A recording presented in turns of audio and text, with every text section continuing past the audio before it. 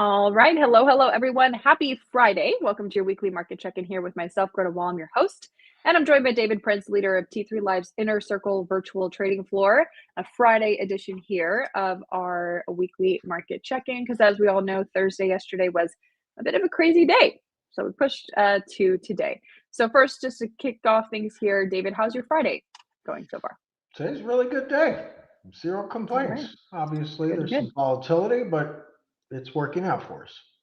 Volatility tends to be good for a trader, Yep, for sure. we Gives enjoy it. you, yeah.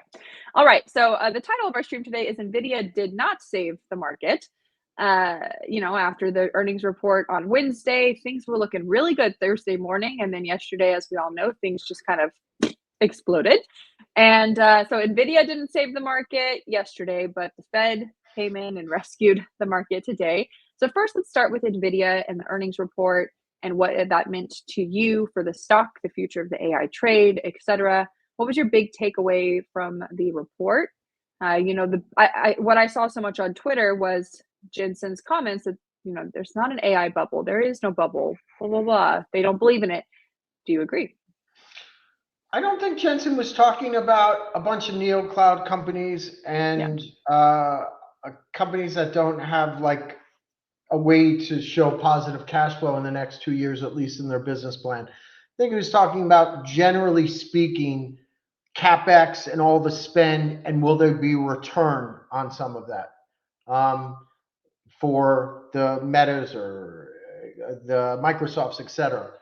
And I think it can be both. I think it'd be right, exactly what he's saying, but I don't know if that means that NBIS is going to 200, which, by the way, I'm bullish on. So I'm not saying I don't like it.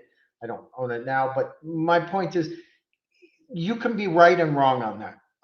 I think the AI, uh, let's just call it the AI revolution, okay? The new industrial revolution, I think has a ways to go.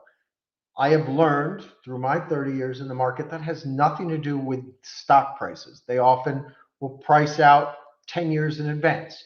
It is well known, if you follow biotech, that half of the biotech companies that predict prices based on a drug approval will often trade higher pre the approval than they ever do once they get the approval, because that's the dream phase of where we extrapolate how big this drug can be and the sales, and then the sales come and they're not the same. So I think we're going through a moment, like a come to reality moment. I think he's dead right, but I don't think that means every like every small like neo cloud company that has no cash flow, that's levered with debt, works. That he didn't say that, in my opinion. What he said was that some of these companies, specifically the Mag 7 names that are spending like they've never spent before, will see a return on their investments. And to me, that's different than just all AI stocks are going back up. All right. I was telling you before we started here that my first signal that something was really changing in the market yesterday was, I was getting ready for what was going to be our live stream. And so I wasn't like on my computer looking at the market, what was happening, but I started getting notifications on my phone from you and Kira and Rick from the Inner Circle that you were flat this, flat that, flat, flat, flat, flat. You guys were selling off a lot of positions. And for me, I was like, this is weird. You guys aren't typically ones to liquidate a lot of positions all at once. So when it came to what happened yesterday in the market, what were the signals you were seeing that were like, I need to get out now versus waiting till later in the day? And then how did you manage the rest of your day as things just got uglier? Okay, so I think it'll help to know how we came into the day. We came Yes. into Nvidia. Some people are like, is it risk on, risk off? What if it goes wrong? I said, we're not like day traders who go risk on, risk off. There's some positions we believe in, we've owned for years, like an Immuno, right, which hit a high on the year yesterday and is almost at a new high today. So we're not just going flat. And there's some stocks that are so oversold, I deem it as opportunity regardless of what Nvidia happens. So going into the print, we were long Qs from 594, and we were long NBIS from 82.83. I'm just trying to remember everything. And we were long Amazon that we bought, and we had some higher, but we bought some just the day before at 220, and a few others. And the point is, that night after the Nvidia print, I'm selling MBIS for a 24% gain at like 102, 103. I think it hit 104. And Amazon 227.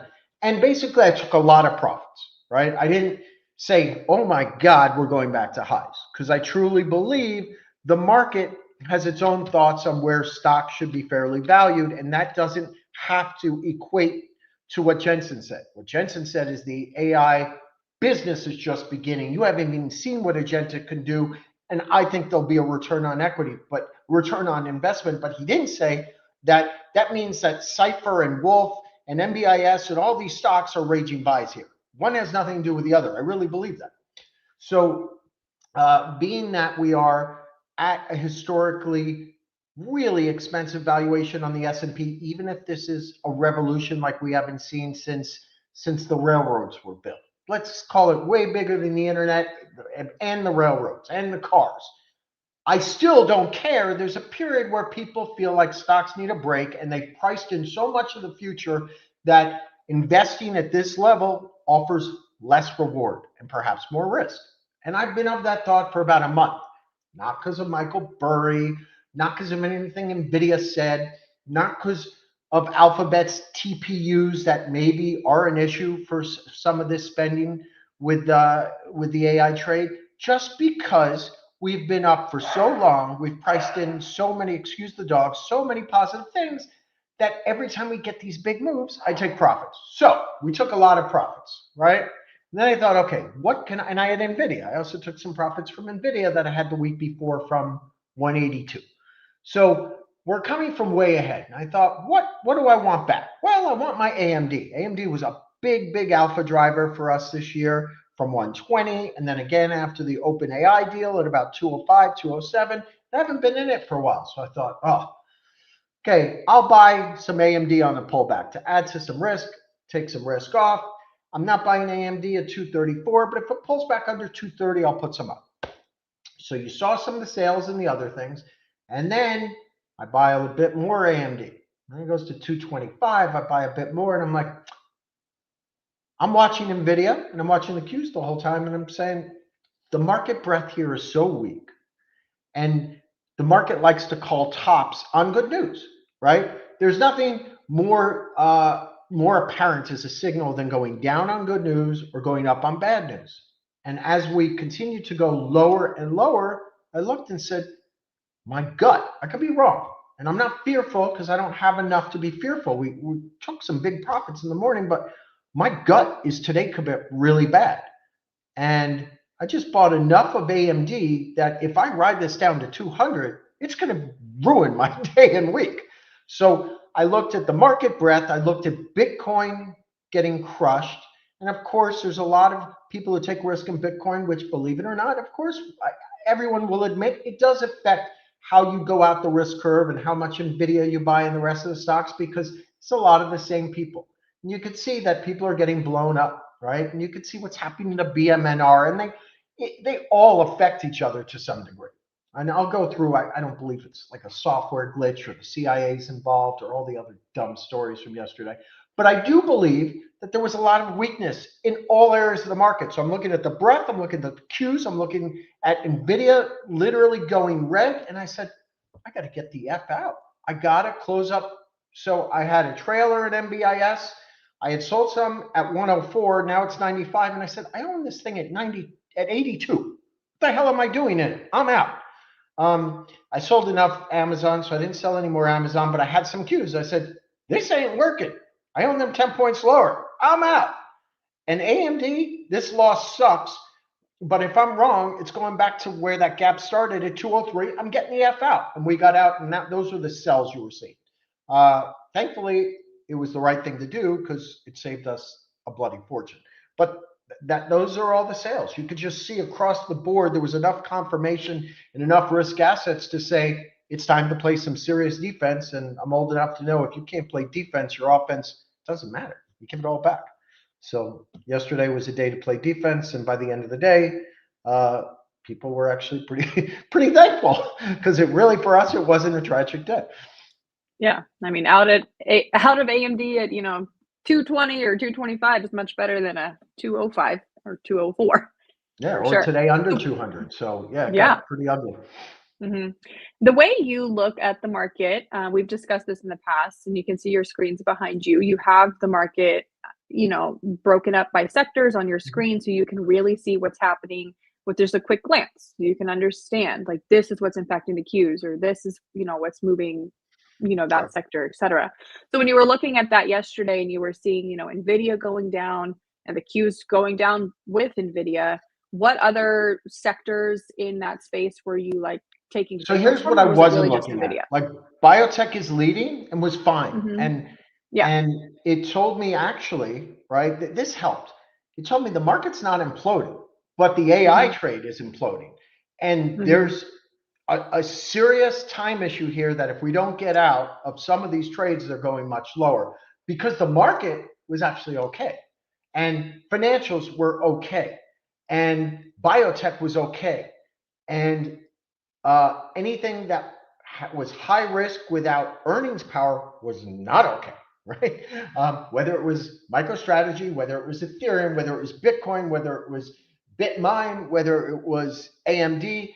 And when they all go down together, it builds a clear enough picture. It's risk off. People are either taking profits from months ago or they are saying they're taking losses. You have to look, like they always say, don't look at where you came from because you'll sell too soon, right? You have to look at earnings. But then there's a point where if earnings don't back up where a stock is, right? Bitcoin doesn't have earnings, or a BMNR doesn't have earnings. Even if someone says they do, you get the idea. MicroStrategy, Bitcoin. If something has moved off future thoughts and potential, but not earnings, you have to look at where they came from. AMD came from 160, 170 before that OpenAI deal, right? Bitcoin in April was 73,000. So I just looked and said, if someone rang a bell, this is the top. Holy moly, this could get really ugly. I got to get out of the way. So I had confirmation from enough risk assets that were up many hundreds of percent. Like people forget, they're like, well, I was screaming buy at 55, it was 75. I think it was single digits this year. I mean, it was literally under 10. So who's to say it can't go to 40, right? And I get it. There's people out there who are going to be like, but you don't understand the fundamentals. That's not the way money management works. There's a lot of funds who just, when it's time to ring the bell, they want out. They're not like, well, do you remember the Neo Clouds? And this one has a great CEO. They're like, get me the F out, and price doesn't matter. And they go whoosh. And that's what happened. I said, I don't want to be a part of it if it's going to happen. So we got ourselves out of the way, and to cute little buying here and there, but not much. And then today had a plan to get more risk on, and we did, and that's been the last 24 hours or so. All right. So, the financial media, they always have to assign like a headline to a why, on Yeah, why the let's market go through is this stupidity. is moving the way it is. So yesterday it was like, it was about the Fed and the concerns about no December rate cut because we got that delayed I'm September going to jobs take over data here when you're ready. and it was good. All right. And then today the New York Fed chair came out and kind of like went down. It was like, we near term, we're gonna cut again. And I feel like the market takes someone like the New York Fed chair more seriously than anyone, than like our the Kansas City Fed chair because it's like, Williams has some right. pull. They It's very say calculated, I think, what Jerome Powell says, what the vice chair says, what the New York Fed chair says. After that, they each can have their own opinion, but those three really have an impact. So, do you think that's now what I'm ready spooked to the take market over. yesterday Okay, or no? I think that's why DR Horton's up 10, Ovanian's up 12, Lennar's up 7. Financials are ripping, right? I'm sure the regional banks are ripping. Here you're up 3%. I don't Yeah, think that has much to do with tech and what's going on. And right. I want really people to understand there was a multitude of issues that were coming together at one time. There was, of course, not getting a rate cut in December, which today the odds of that got better via Williams. But as the market was coming in, it was not getting a rate cut. It was, hey, maybe Alphabet just proved that all this spending is for naught, or they're able to accomplish a lot without all this Nvidia spending. And maybe that's an issue. And oh my God, when does MBIS really produce enough cash flow to make all of this make sense? Or Iron, I'm not making opinions on those. I just want to make sense. Or Wolf or Cipher Mining. And people just started to question, like, is all this spending make sense? And does everyone win here? Or does Nvidia win? And does Alphabet win? And are there a lot less winners than before? And I really think that is separate from the rate cut. And then you had one guy, I'm trying not to be rude, but you had one lunatic say the CIA is trying. Okay, I'm paraphrasing. I could be wrong on some of it, but it's like the CIA is trying to manipulate Bitcoin down and crash it so someone can buy it cheap, which is just asinine foolery. Then you had another fellow who's made millions of dollars for people and seems like a perfectly nice guy, but talk about a software glitch that started everything. I want to be clear. There have been software glitches in the past that have caused down markets. But I also think it's a great time to say that when you're not humble in this business, that when you have to come up with thoughts like the CIA or software glitches for being wrong, because sometimes you're just wrong. And guess what? The people who spend all the time trying to figure out why they're wrong, the reason, never make any money, because that's not what the market's about. There's if the market's not that simple, by the time you find out the reason, it's usually too late. So I'm not a pure trader. I look at things way more important than charts and include charts. But price is truth to some degree, and sometimes people just press sell. It doesn't have to be because of the CIA, the FBI. In this case, it wasn't just not getting rate cuts. It was a combination of all the factors, and it was price action in the leading name, Nvidia, turning over after a lot of people screaming about the S&P's valuation, the Warren Buffett indicator, blah, blah, blah. And it was like a perfect storm. Who knows why, right? Who cares why? All anyone cares about is that they sold some Nvidia near 200 so they could buy it back today, or that they didn't buy AMD at 230 and hold it till 195 today. No one cares. Anyone that has half a brain doesn't care why. Now, the other half of the brain that should care why is this.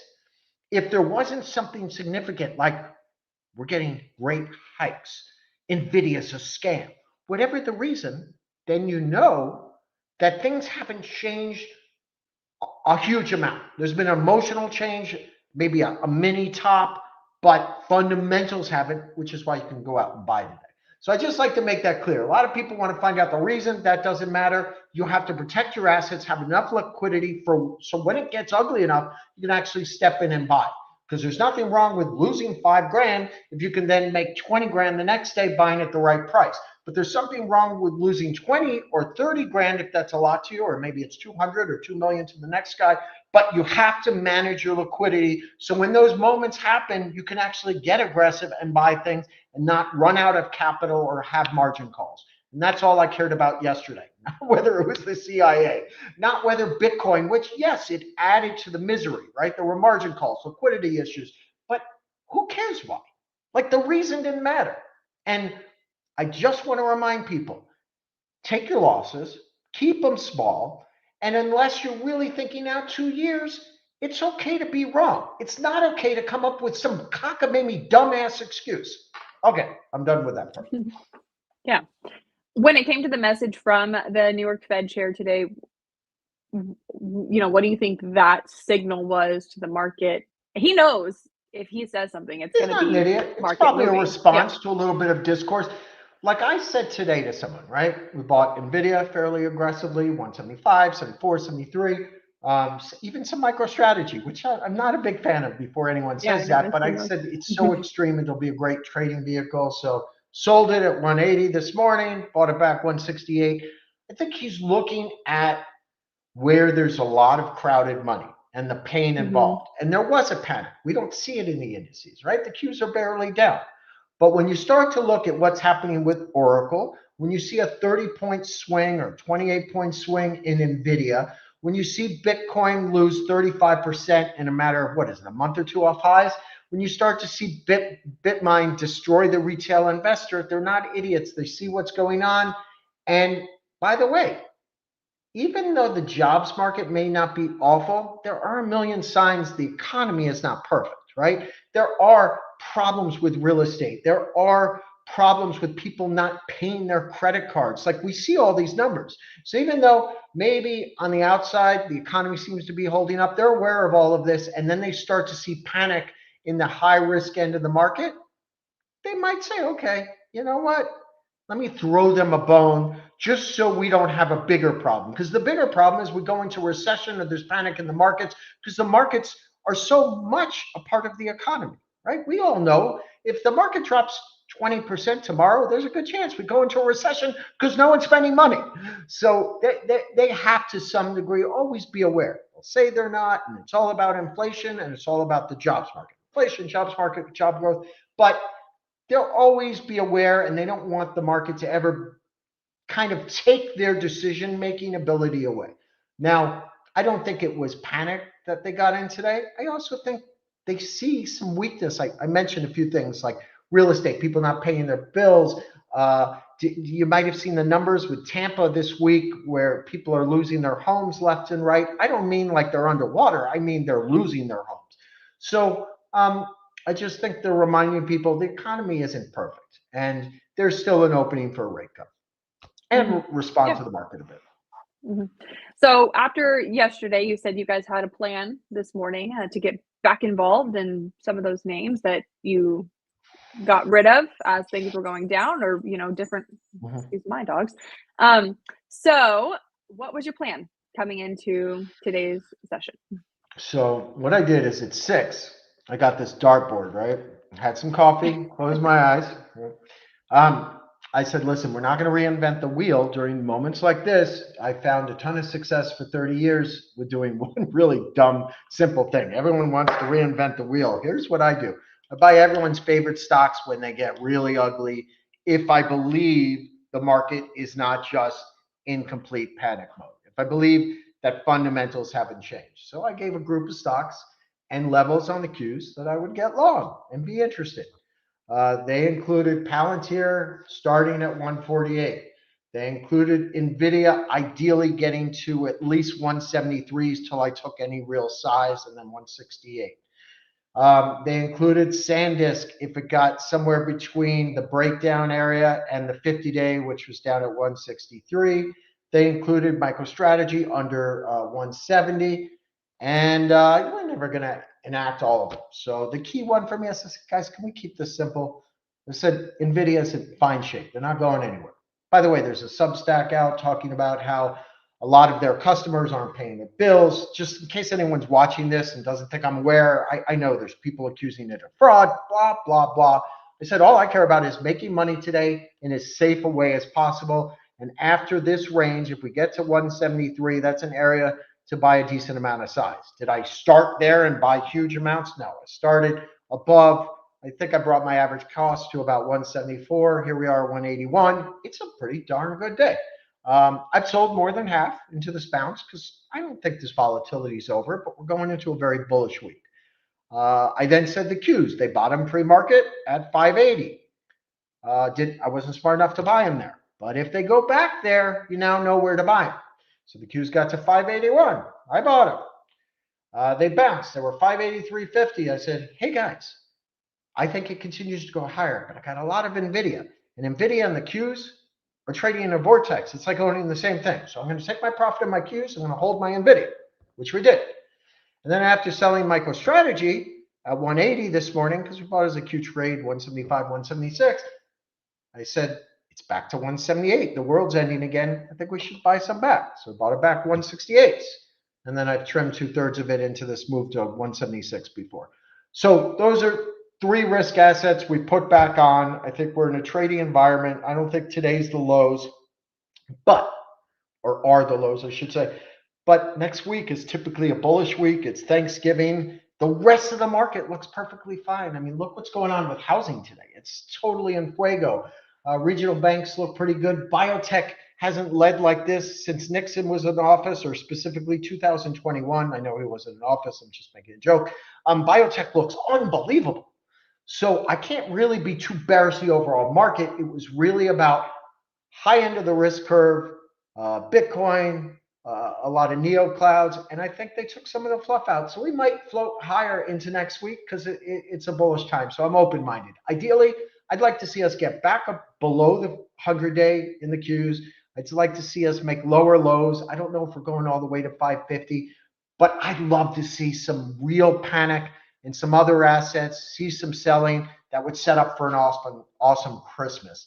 But this might have been it. And now we go into Thanksgiving and everyone gets a bit bullish. So I'm kind of split. I put on enough risk to get paid, and I got enough cash sitting there. If it gets really ugly again next week, we'll go back to work all over again. That's what I got to say.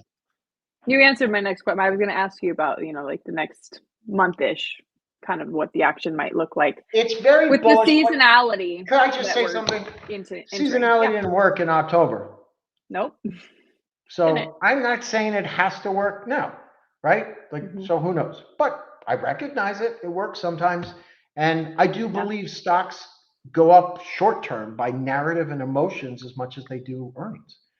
And emotions usually are really good during holidays. It's not some magic that we go up during the holidays. Everyone's in a good spirits and so on. So I'll go with it until it says otherwise. And I have some risk on it.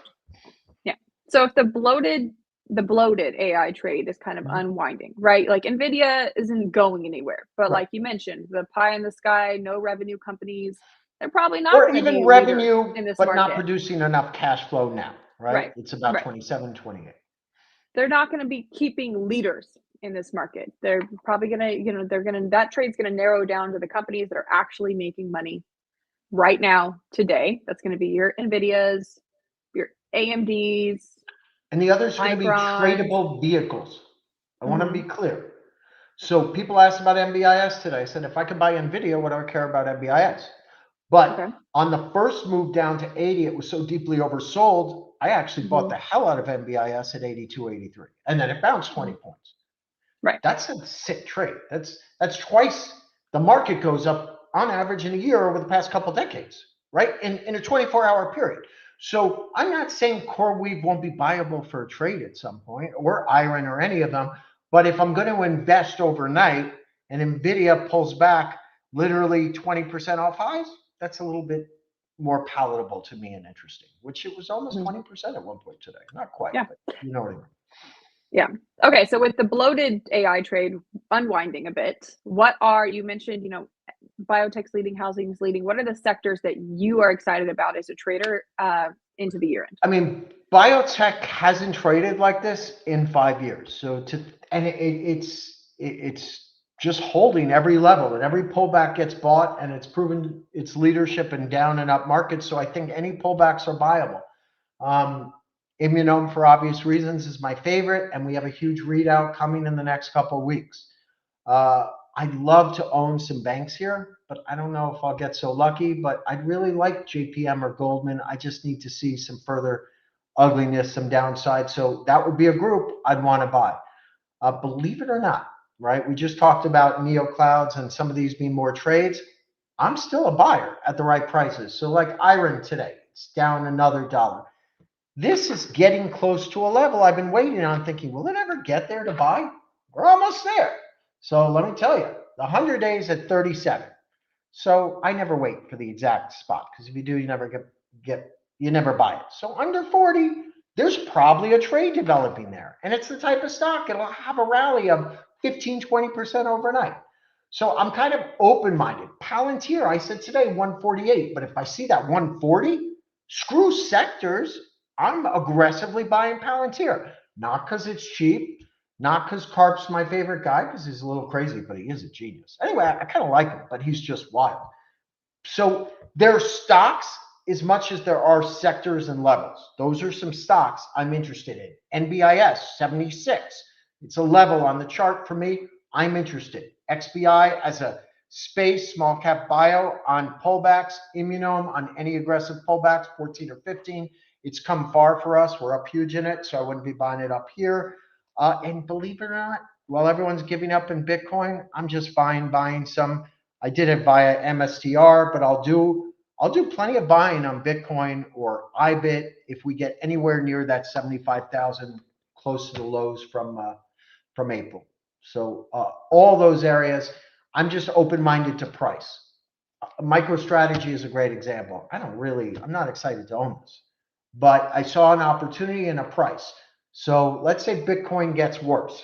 Let's say the world implodes. Some people think MicroStrategy will get taken off indices. Okay, guess what? If I see MicroStrategy at 160 to 150, it'll be a great ricochet bounce. So I'm a trader up here. And there's not a lot to invest in. There's not a lot that's cheap. Even the banks don't excite me here. The only area that is trending for me, there's areas that trend fine, that's trending well, where the charts work, where fundamentals are kicking in, where there's a takeover, it seems like every week, is biotech. So XBI, Immunome are my babies, and I'll continue to go back there on any weakness. And then, tried and true favorites like an Nvidia and a Palantir. I'm not going to reinvent the wheel. And then when I miss them, I'm going to let them go. Let me talk about the memory trade. So the memory trade kind of got bubblicious. We're on the short side. I haven't gone on the long side in a bit. I do think there'll be a trade developing in SanDisk. I think SanDisk was a mini bubble, as was Micron, as was Western Dig, as was Seagate. But I do think you're going to come into the 50-day. Let's see, is it still 160? I'm just going by memory. Stay with me here. Yeah, so 163. SanDisk gets down to 163, 170. There's going to be a strong bounce at 20, 25 points. So if you enjoy volatility, I think you can just be a trader here, capture large gains. I am not the genius in the room. I am certainly not the NeoCloud genius. And I bought MBIS at 82, and the next day it was 100. I think there are going to be a lot of those over the coming weeks, right? The key is to not get too big too soon, because you're not going to get the exact bottom. So anyway, those are some areas I like. All right. All right, David, I'm going to let you get back to trading. For everyone who's with us live here, we are having a bundle sale here at T3 Live. You can go to t3live.com/Black Friday to take advantage of that today. David, thanks so much for your insight on this market. Okay. Good luck with the rest of your day. Hope you have a great week next week. We usually do Thursday live streams, so it is Thanksgiving. I'll just give you a virtual hug. I hear where it's turkey time. Have a wonderful Thanksgiving. Have a great Thanksgiving. All right. Bye, David. Bye-bye.